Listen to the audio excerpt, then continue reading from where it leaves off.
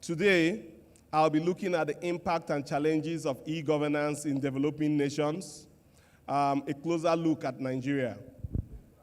I've done this work for 20 years now, and the first 15 years when we started, of course, as a college startup, most of you've heard our story, the Rivers State University of Science and Technology. When we started, we just wanted to solve one problem. We just wanted to solve one problem then. And what was that problem we wanted to solve? It was basically the one that has to do with exam malpractice. And that's how we developed our first software, the mother of all our solutions, which is the Brain Friend, which most of you know about.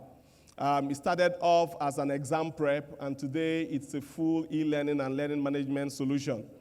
And we've had hundreds of thousands of people, using that solution. And that took us to campus management. It took us to electronic scholarship management, which we started off in this country as well, supporting the likes of, Shell, Total, PTDF, NIDA. We did 1 year with NDDC as well, And then, of course, when that market became saturated, we had certain things that we did with schools, primary and secondary schools. And then thereafter, we were graciously called to support the state here, to handle automation of the state. And then, of course, we started that journey, and then through that journey, we were exposed to things beyond education. That was when our eyes opened up and we began to see the challenges in the health sector, in the tax management sector, in town planning, in land use, in fact, even signage, and so on and so forth. And so today we'll be sharing basically our wealth of experience and encourage the young ones that are amongst us, to see how they can best position themselves. I know that we've talked about AI, we've talked about quite a lot of technologies, but I still, appreciate those little technologies. While AI and the rest of them, data science and all that we can think about, they are all important. I tell people, start with the basics that you know, okay? Because that was how we started. In fact, when we wrote our first line of code, it was based on, the project I had in school then. That's how I got into this. So I got interested in software, and then, my project was Hotel Management Information System. That was how I started with Visual Basic, Access Database. They were elementary, but they gave the stepping stone that we've used to climb, and today we are doing quite a lot across the country. Okay, so for the young ones here, I really would want to speak to you in all of these things that I'm doing so that we could have more of us, more of our kind, in Port Harcourt here, more of our kind from Port Harcourt reaching out the rest of the country. Okay, we manage government institutions now in Lagos State. We manage government institutions in Oyo State. We manage in Ekiti State. We manage in Osun State. We manage in FCT. We manage in Kebbi State. We are starting off with Sokoto, Nasarawa, and Gombe as well. And it's all happening from what? From here in Port Harcourt. And so, how can we use these little technologies that we have, with us? That's what we'll be looking at, okay? So today, I will be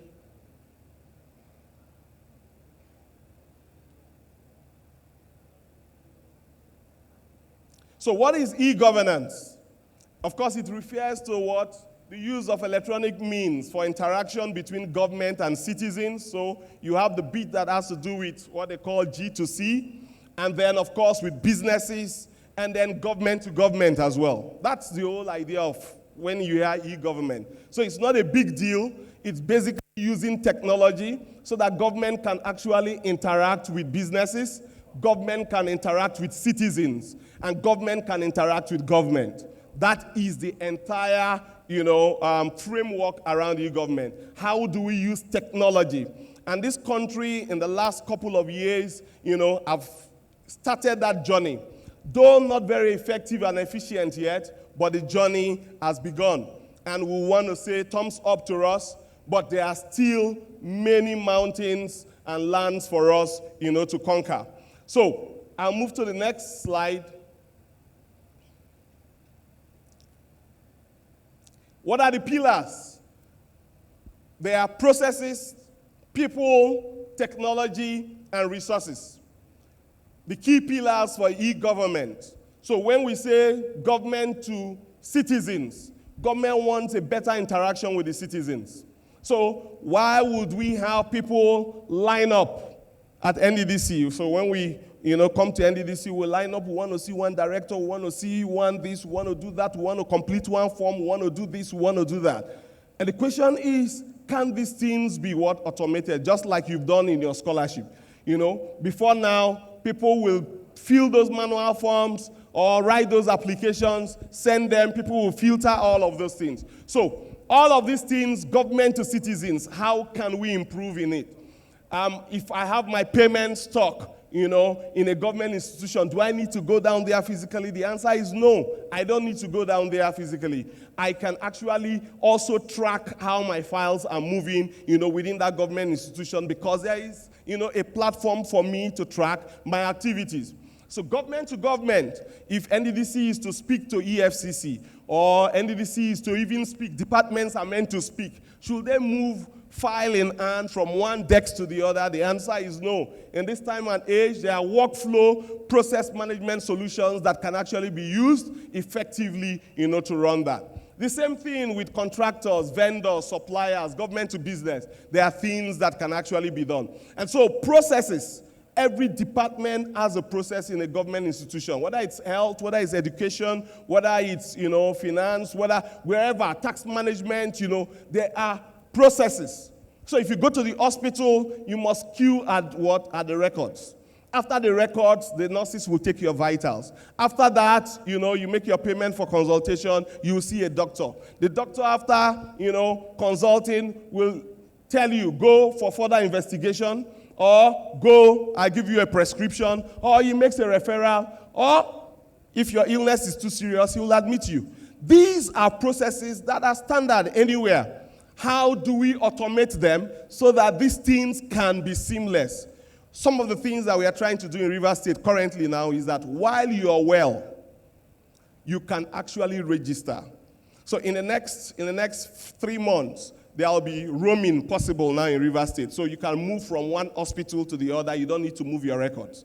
That's part of e-government in health that we're actually looking at. So if I'm sick and I'm around Marine Base, there is a health center here, I can run in there and my records are available. And the protocols to access my records, two-factor authentication, and so on and so forth are things that are being put in place so that patients can roam just the way we roam. When we go to UK, you can roam with your lines. That's the way. So if you find yourself in Degema or in Joinkrama, and then you need to visit the hospital, you don't need to pull your records. The doctor seeing you has access to your records as you give the permission and all of that. So these are things that are in the works and that, we are working on.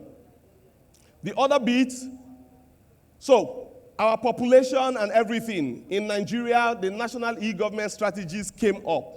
The likes of Chine, will know the e-government strategies. Dr. Agunloye, managed that particular, portfolio for quite a long time with the Nigeria Information Technology Development Agency. That was when we were starting, and then they got us involved and then began to open our eyes what technology can actually do.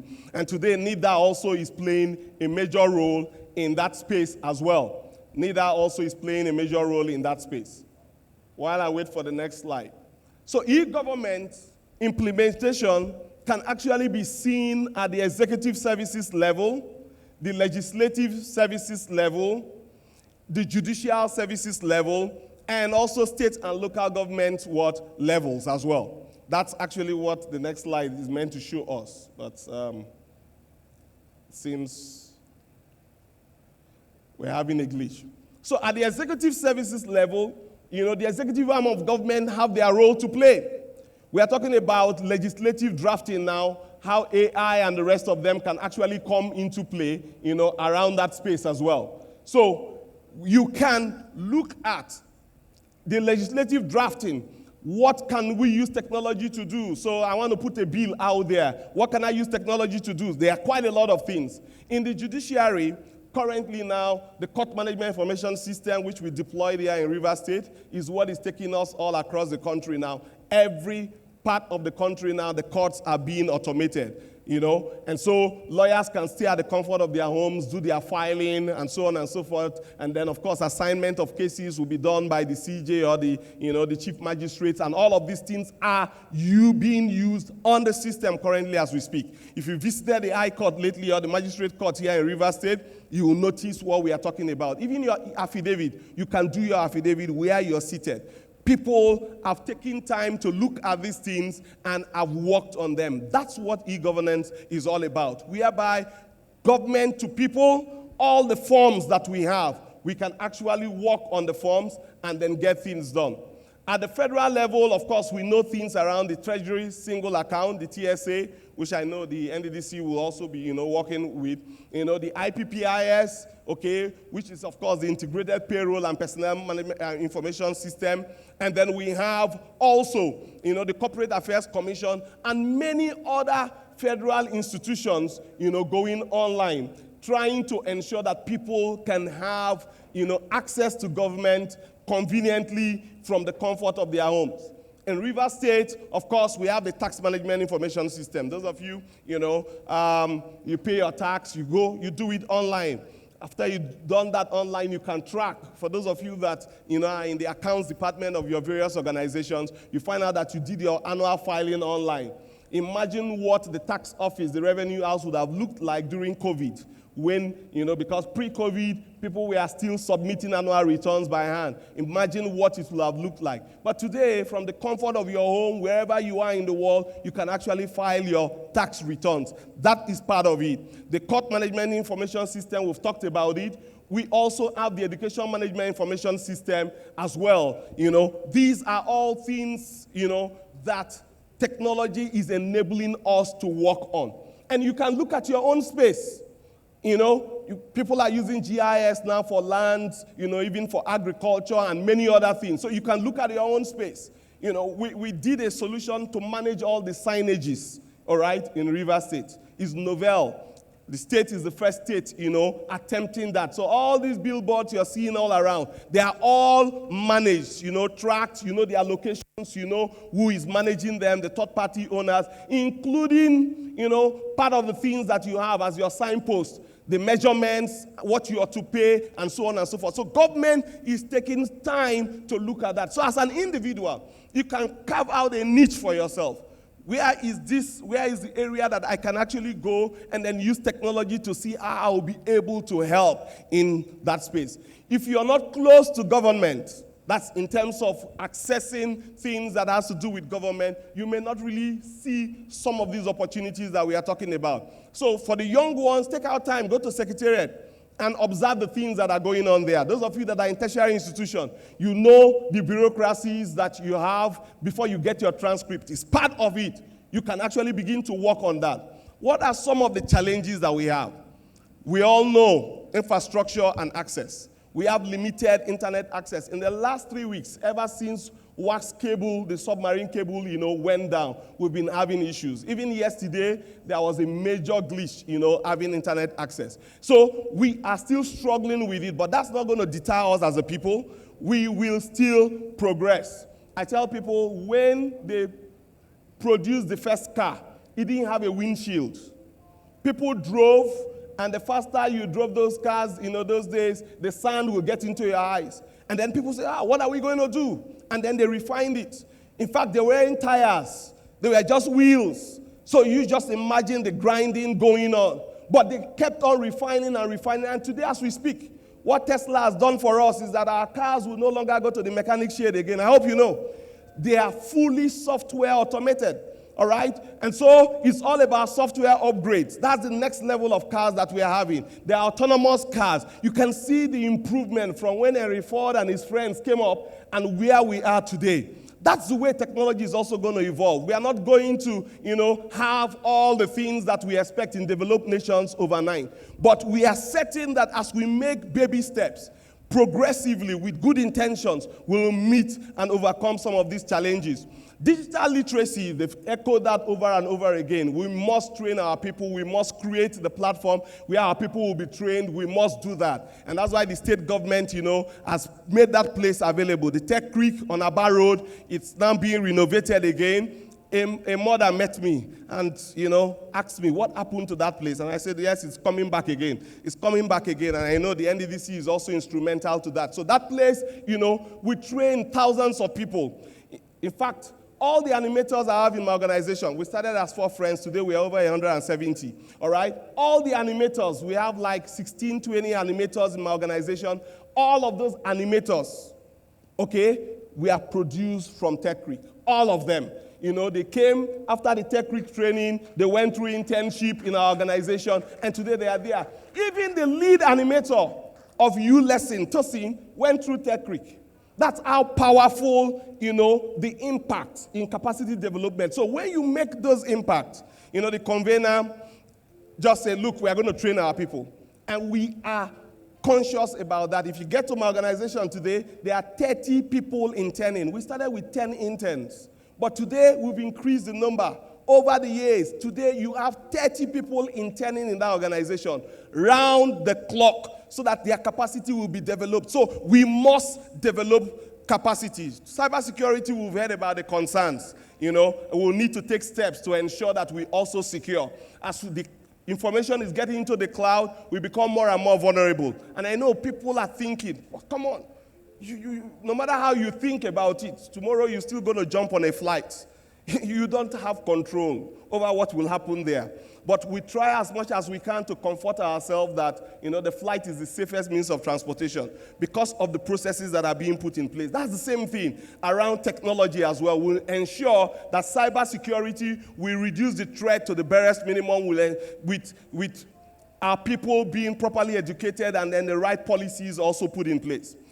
The one that I really would want to, anchor on is corruption and resistance to change. So that the younger ones, when you get out there, guess what? These people that are, enjoying from the chaos will resist the change.